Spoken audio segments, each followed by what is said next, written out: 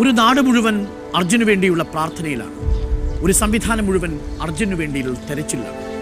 ഞാനിപ്പോൾ നിൽക്കുന്നത് റിപ്പോർട്ടർ ടിവിയുടെ ഓഗ്മെന്റഡ് റിയാലിറ്റി വഴി എന്താണ് ദേശീയപാത 66-ൽ അർജുന് സംഭവിച്ചതെന്ന് വിശദീകരിക്കാൻ.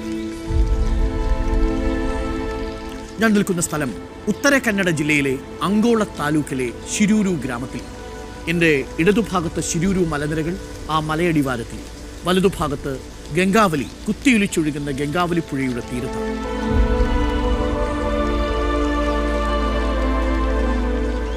ഒരു പുഴ കരകവിഞ്ഞൊഴുകുന്നതോ വെള്ളപ്പൊക്കമോ ഒന്നും കോഴിക്കോട്ടുകാർക്കോ മലയാളികൾക്കോ ഒട്ടും അപരിചിതമല്ല. പ്രത്യേകിച്ച് കോഴിക്കോട് കണ്ണാടിക്കലിലുള്ള വീട്ടുകാർക്ക് വീട്ടുപടിക്കൽ വരെ പൂനൂർ പുഴ കടന്നെത്താറുള്ളത് സ്വാഭാവികമായ അനുഭവമാണ്. ജീവിത പ്രയാസങ്ങളോട് പൊരുതി വളർന്നവനാണ് അർജുൻ. കുടുംബം പുലർത്താൻ 23-ാമത്തെ വയസ്സിൽ വലിയ വാഹനത്തിന്റെ വളയം പിടിച്ചു തുടങ്ങിയതാണ്. കോഴിക്കോട് കിണാശ്ശേരിയിലുള്ള മനാഫിന്റെയും മുനീബിന്റെയും ലോറിയാണ് 8 വർഷത്തോളമായി അർജുൻ ഓടിക്കുന്നത്. മിക്കവാറും ഒറ്റയ്ക്കായിരുന്നു ഈ ദൂരയാത്രകൾ അത്രയും. ഈ മാസം 8-ന് ബെൽഗാമിലെ കൂപ്പിൽ തടിയെടുക്കാൻ പോയതും ഒറ്റയ്ക്ക് തന്നെയാണ്. കോട്ടയ്ക്കലിൽ നിന്ന് മൈസൂരുവിലേക്കും അതുവഴി കുശാൽ നഗറിലേക്കും അവിടെ നിന്ന് ബെൽഗാമിലേക്കും അതായിരുന്നു റൂട്ട്. അക്കേഷ്യയുടെ 300 കഷണം ലോഡുമായാണ് അർജുൻ തിരിച്ചു വരുന്നത്. ഉത്തര കന്നഡ ജില്ലയിലെ അങ്കോള താലൂക്കിലെ ശിരൂർ ഗ്രാമത്തിലൂടെ കടന്നുപോകുന്ന പൻവേൽ കന്യാകുമാരി ദേശീയപാത. ഈ ശിരൂർ കുന്നിൻ്റെ ഓരത്തായി ദീർഘദൂരം യാത്ര ചെയ്തു വരുന്ന ലോറി ഡ്രൈവർമാരും മറ്റു സഞ്ചാരികളും ഞാനിപ്പോൾ ഇരിക്കുന്ന ലക്ഷ്മണ ബൊമ്മയുടെ കടയുടെ മുന്നിൽ വിശാലമായ ഈ സ്ഥലത്ത് അവർ വിശ്രമിക്കാനായി. പുഴയിൽ നിന്ന് കാഴ്ചകൾ കാണാം. പുഴയ്ക്കപ്പുറം മറ്റൊരു ഗ്രാമമാണ് ഉൾവരെ. ആ ഗ്രാമത്തിൻ്റെ തീരത്ത് മത്സ്യത്തൊഴിലാളികൾ ധാരാളമുണ്ട്. മനോഹരമായ കാഴ്ചയാണ്. നദിയുടെ ഭാഗത്തായി 47-കാരനായ ലക്ഷ്മൺ നായിക്കും ഭാര്യ ശാന്തിയും നടത്തുന്ന ചായക്കടയുണ്ട്. ലക്ഷ്മണന്റെ വീടും കടയ്ക്ക് തൊട്ടടുത്താണ്.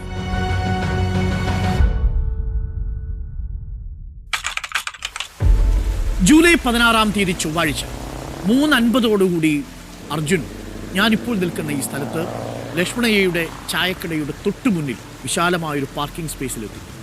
അവിടെ കിടന്നുറങ്ങുന്നു. 5:30 സുഹൃത്ത് വന്ന് വിളിക്കുന്നു. അപ്പോഴും സുഖനിദ്രയിലാണ്.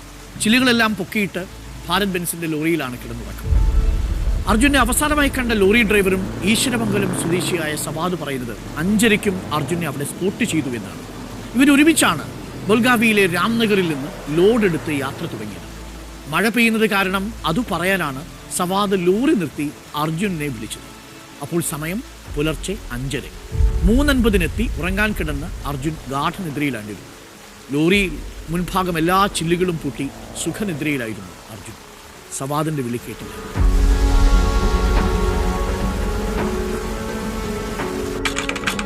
സമയം 8:33. പൊടുന്നനെ ശിരൂർ കുന്നിടിഞ്ഞു.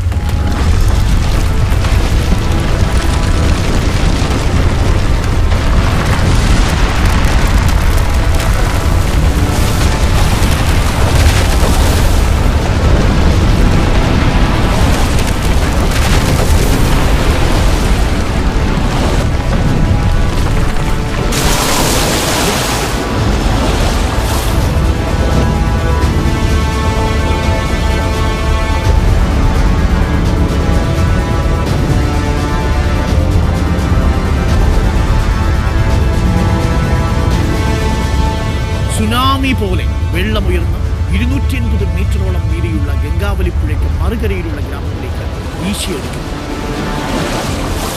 3 വീടുകൾ അപ്പാടെ തകർന്നു.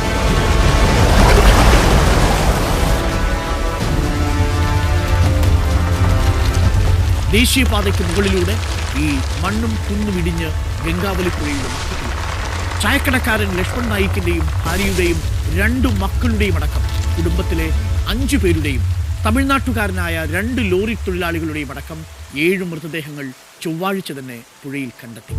മറുകരയിലുള്ള മാടങ്കേരി ഗ്രാമത്തിലെ കാണാതായ 9 പേരിൽ ഒരു സ്ത്രീയുടെ മൃതദേഹവും കണ്ടെത്തി. ദേശീയപാതയിൽ നിന്ന് പുഴയിലേക്ക് വീണ പാചകവാതക ടാങ്ക് ലോറികളിലൊന്ന് 7 കിലോമീറ്റർ അകലെ നിന്നാണ് കണ്ടെത്തിയത്. തമിഴ്നാട് സ്വദേശികളായ ഡ്രൈവർമാരുടെ മൃതദേഹം കണ്ടെത്തിയത് ഏറെ അകലെ ഗോകർണത്ത് കടലിൽ വെച്ചാണ്.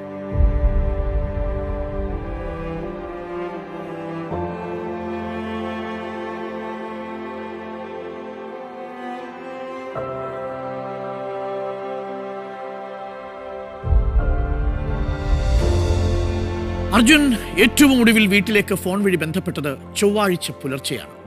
പിന്നീട് അർജുനെ കുറിച്ചുള്ള ഒരു വിവരവുമില്ല. തുടർന്ന് നടത്തിയ അന്വേഷണത്തിലാണ് ഷിരൂരിലെ മണ്ണിടിച്ചിലിനെ കുറിച്ച് കുടുംബം അറിയുന്നത്. ആദ്യം ചേവായൂർ പോലീസിൽ പരാതി നൽകി. രാത്രിയിൽ തന്നെ കാത്തിരിക്കാൻ വയ്യാതെ അർജുന്റെ സഹോദരൻ അഭിജിത്തും സഹോദരി ഭർത്താവ് ജിതനും ബന്ധു പ്രസാദും ട്രെയിൻ മാർഗം ഷിരൂരിലേക്ക് പുറപ്പെട്ടു. ഇതിനു മുൻപേ ലോറിയുടെ ഉടമയുടെ സഹോദരൻ മുബീനും ഷിരൂരിലേക്ക് തിരിച്ചിരുന്നു. ഷിരൂരിലെത്തിയ സംഘം കണ്ടതത്രയും നിരാശാജനകമായ കാഴ്ചകളാണ്. ഒരു പോലീസ് ജീപ്പും ഒരു മണ്ണുമാന്തി യന്ത്രവും മാത്രമാണ് സംഭവ സ്ഥലത്തുള്ളത്. തിരച്ചിൽ എന്നത് വെറും പ്രഹസനം മാത്രം. എത്ര പേർ മണ്ണിനടിയിൽപ്പെട്ടെന്നോ എത്ര വാഹനങ്ങളുണ്ടെന്നോ ഒരു കണക്കുമില്ല. ദേശീയപാതയിലെ ഗതാഗതം പുനഃസ്ഥാപിക്കാനുള്ള തിടുക്കമാണ് അധികൃതർക്കെന്ന് തോന്നിയ രീതിയിലാണ് ആദ്യം മണ്ണെടുപ്പ് നടക്കുന്നത്. 30 കിലോമീറ്റർ ചുറ്റി വനമേഖലയിലൂടെ സഞ്ചരിച്ചാണ് അഭിജിത്തും സംഘവും ദുരന്തഭൂമിയിലെത്തിയത്. ഇതിനിടെ ലോറി ഉടമ മനാഫുമെത്തി. പലതവണ പോലീസ് സ്റ്റേഷനുകളിൽ കയറിയിറങ്ങി. അങ്കോള പോലീസ് സ്റ്റേഷനിൽ നിന്ന് ഒരു തരത്തിലുള്ള സഹകരണവും സഹായവും തുടക്കത്തിൽ ലഭിച്ചില്ല. ഒടുവിൽ സഹോദരിയായ അഞ്ജു കോഴിക്കോട് MP MK രാഘവനെ കാണുന്നു. പരാതി പറയുന്നു. ഒപ്പം മാധ്യമങ്ങളെയും വിവരമറിയിച്ചു. റിപ്പോർട്ടറിന്റെ കോഫി വിത്ത് എന്ന പരിപാടിയിൽ സാനിയോ ഈ വിഷയം ലോകശ്രദ്ധയിലേക്ക് എത്തിക്കുന്നു. മറ്റു മാധ്യമങ്ങളിലും വിഷയം റിപ്പോർട്ട് ചെയ്യുന്നു. അപ്പോഴേക്കും മണ്ണിടിച്ചിലുണ്ടായി 3-ാം ദിവസം എത്തിയിട്ടുണ്ടായിരുന്നു. ആദ്യത്തെ ഗോൾഡൻ ഓപ്പർച്യൂണിറ്റി നഷ്ടപ്പെടുത്തി കഴിഞ്ഞു. രക്ഷാപ്രവർത്തനത്തിന്റെ സുവർണ മണിക്കൂറുകൾ നഷ്ടപ്പെടുത്തിയതിന്റെ നിരാശയിലാണ് കുടുംബം. ഇനിയും സമയം നഷ്ടപ്പെടുത്താനില്ലെന്ന് തിരിച്ചറിഞ്ഞ റിപ്പോർട്ടർ ചാനൽ അർജുനെ കണ്ടെത്താനുള്ള ശ്രമങ്ങൾക്ക് പിന്നിൽ നിരന്തരം ഉറച്ചിരുന്നു. മറ്റു വാർത്തകളിൽ പലതും നമ്മൾ ചെറുവാർത്തകളായി സംപ്രേഷണം ചെയ്തു. പ്രാധാന്യം കൂടുതൽ എയർ ടൈമും അർജുനന്റെ തിരച്ചിലിന് വേണ്ടി നമ്മൾ മാറ്റിവെച്ചു. പ്രതിപക്ഷ നേതാവ് VD Satheesan, AICC general secretary KC Venugopal തുടങ്ങിയവരുമായി ബന്ധപ്പെട്ടു. KC വേണുഗോപാൽ സഹോദരി അഞ്ജുവുമായി സംസാരിച്ചു. ഉറപ്പ് നൽകി. MP അടക്കമുള്ളവർ രക്ഷാപ്രവർത്തനത്തിന് ഇടപെടാമെന്ന് ഉറപ്പ് നൽകി. അതോടുകൂടി കാര്യങ്ങൾക്ക് ഗൗരവം വർദ്ധിച്ചു. കർണാടക ഇന്നേ വരെ കണ്ടിട്ടില്ലാത്ത വലിയ തിരച്ചിലിന് സന്നാഹം.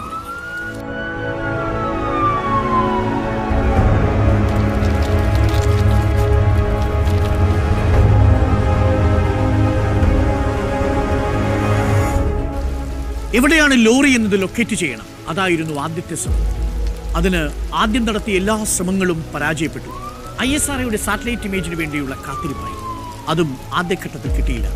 ആദ്യത്തെ ഗോൾഡൻ ഓപ്പർച്യൂണിറ്റി, ആദ്യത്തെ 3 ദിവസം തീർച്ചയായും ജില്ലാ ഭരണകൂടം അത് നഷ്ടപ്പെടുത്തി കഴിഞ്ഞു. അതിനുശേഷമുള്ള ദിവസങ്ങളിൽ നമ്മൾ കണ്ട കാഴ്ചകളും സാധ്യതകളും ഇങ്ങനെയാണ്.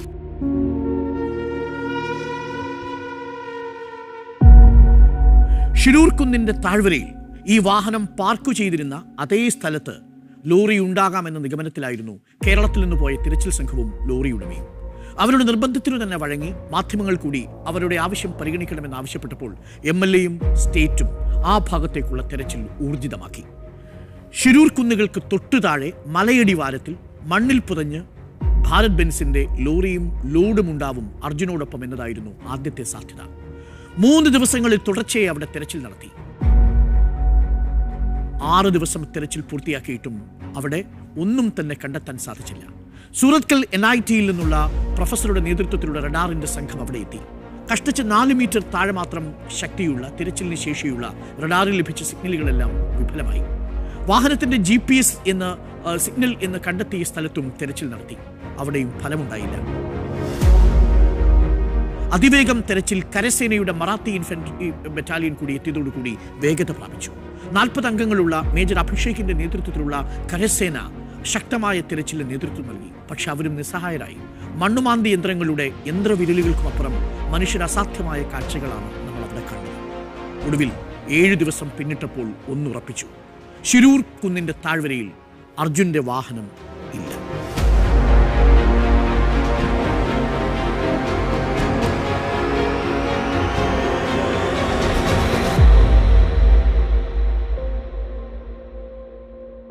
ഇനി 2 സാധ്യതകൾ മാത്രമാണുള്ളത്. കുന്നിന്റെ താഴ്വരയിൽ അർജുന്റെ വാഹനമില്ലെങ്കിൽ മറുഭാഗത്ത് പുഴയുടെ അരികിൽ ആ വാഹനം ഉണ്ടാകാനുള്ള സാധ്യത. അതായത് ലക്ഷ്മണന്റെ കടയുടെ തൊട്ടുപുറകിൽ. അത്രയും വേഗത്തിൽ മണ്ണ് ഇടിച്ച് ഈ ലോറിയെ പുഴയിലേക്ക് തള്ളിയിട്ടിട്ടുണ്ടാവാം. അതിനു പുറത്ത് മഡ് അഥവാ മണ്ണും ചെളിയും പാറക്കഷ്ണങ്ങളും അടിഞ്ഞു വീണിട്ടുണ്ടാവാം. ആ ഭാഗത്തെ മണ്ണ് നീക്കം ചെയ്യണം.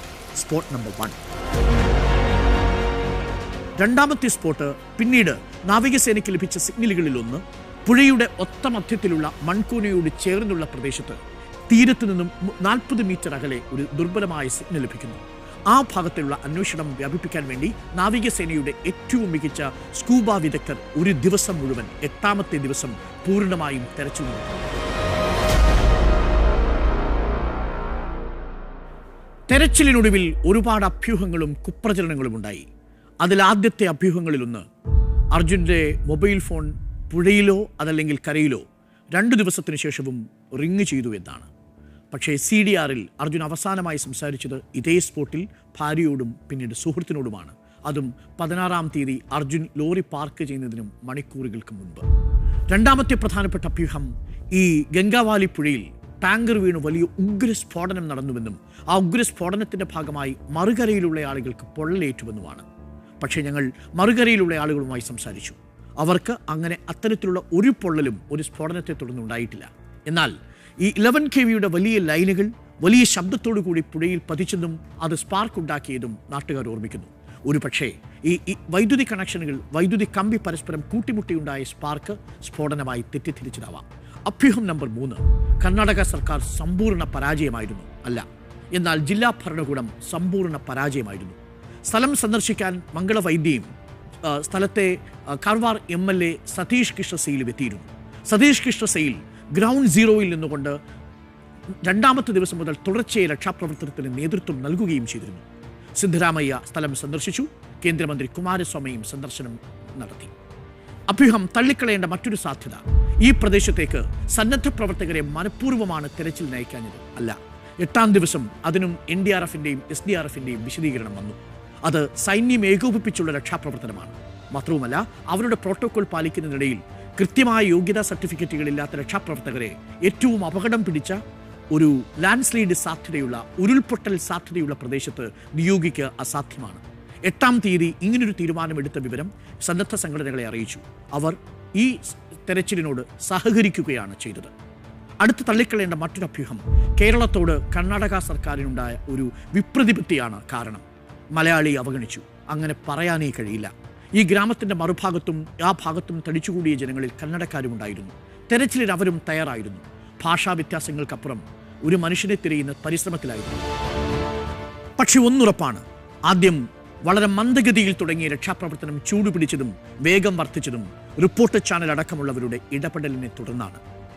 അതിനോട് രാഷ്ട്രീയ നേതൃത്വം അനുകൂലമായി പ്രതികരിച്ചു എന്ന് തന്നെ നമ്മൾ പറയണം. ഒപ്പം കേരളത്തിൽ നിന്ന് പോയ MP MK രാഘവനും മഞ്ചേശ്വരത്തു നിന്നുള്ള MLA കാർവാർ MLA സതീഷ് കൃഷ്ണ സെയിലിൻ്റെയും പേര് എടുത്തു തന്നെ പറയണം. ഒപ്പം രക്ഷാപ്രവർത്തനത്തിന് നേതൃത്വം നൽകിക്കൊണ്ട് നമുക്കിനിയും പേരറിയാതെ പ്രവർത്തിക്കുന്ന NDRFലെയും SDRFലെയും ഒപ്പം ആർമിയുടെ മറാത്ത ഇൻഫൻട്രിയിലെയും പ്രവർത്തകരും നേവിയിലെ സ്കൂബ ഡൈവേഴ്സും അവരും അർജുൻ്റെ തെരച്ചിലിൽ പൂർണ്ണ സമയവും ഉണ്ടായിരുന്നു. 4ാം നാൾ മുതൽ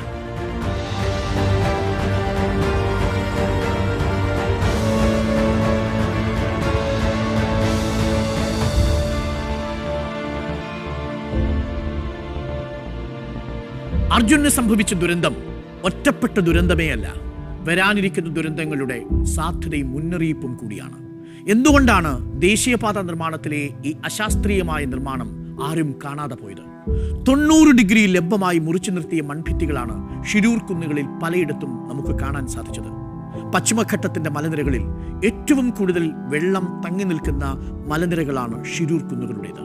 ഉടുപ്പി കുന്നുകളുടേതിൽ നിന്ന് വ്യത്യസ്തമായി റോഡ് നിർമ്മാണം കൃത്യമായും ലംബമായിട്ടാകരുതെന്നും ചരിച്ചു വേണം ഈ മൺകൂനകൾ ഇടിച്ചു നിരത്താനെന്നും ആ ഭാഗത്ത് സംരക്ഷണ ഭിത്തി കെട്ടണമെന്നുമാണ് ചട്ടം പറയുന്നത്. ആ ചട്ടങ്ങളെല്ലാം മറികടന്നു. മഴവെള്ളവും ഉറവകളും ഒഴുകാൻ ആവശ്യത്തിന് ചാലുകൾ ഇട്ടതേയില്ല. ഒരിക്കൽ കൂടി പറയട്ടെ, ഷിരൂരിൽ ഞങ്ങൾ മാത്രം 24ഓളം ചെറിയ ജലപാതകൾ 100 മീറ്ററിൽ തന്നെ കണ്ടെത്തി. എന്നുവെച്ചാൽ ആവശ്യത്തിലും കൂടുതൽ വലിയ അളവിൽ വെള്ളം ശേഖരിച്ചു വെക്കാൻ കഴിയുന്ന മണ്ണാണ് ഷിരൂരിലേത് എന്നർത്ഥം. ആവശ്യത്തിന് മഴവെള്ളം ഒലിച്ചു പോകാനുള്ള ഓവുചാലുകളോ ഓടകളോ നിർമ്മിക്കാതെയുള്ള അശാസ്ത്രീയമായ ദേശീയപാത നിർമ്മാണം, പശ്ചിമഘട്ടത്തിന്റെ മലനിരകൾ ഇടിച്ചു താഴ്ത്തുമ്പോൾ അവരിൽ പാലിക്കേണ്ട ജിയോളജിക്കൽ സർവേ ഓഫ് ഇന്ത്യയുടെ ചട്ടങ്ങളൊന്നും പാലിക്കാതെയുള്ള NHAയുടെ റോഡ് നിർമ്മാണം, കരാറുകാരന് അമിത ലാഭം ഉണ്ടാക്കി കൊടുക്കുന്ന രാഷ്ട്രീയ കളികൾ, ഒപ്പം ഇടപെടലുകൾ, ഇതെല്ലാം പുറത്തു വരേണ്ടതാണ്, ചോദ്യം ചെയ്യപ്പെടേണ്ടതാണ്. ഇത് ഷിരൂരിൽ മാത്രം സംഭവിക്കാവുന്ന ഒന്നല്ല. കേരളത്തിലും പലയിടത്തും മണ്ണിടിച്ച് ഉണ്ടാവുന്നതും ദേശീയപാതയിലേക്ക് മണ്ണ് വീഴുന്നതും നമ്മൾ കരുതിയിരിക്കണം.